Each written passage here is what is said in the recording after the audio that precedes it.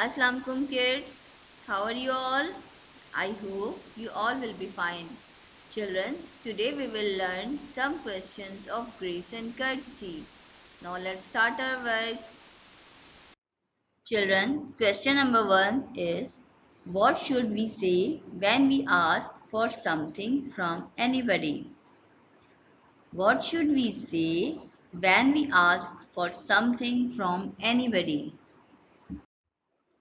We should say, please. We should say, please. For example, please give me your pencil. Please give me your scale. Question number 2. What will we say when you want to talk someone?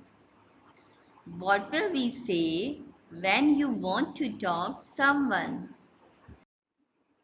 We will say, excuse me.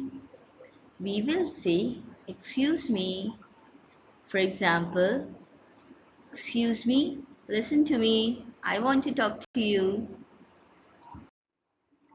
Children, your home assignment is learn question number 1 and question number 2 of grace and courtesy.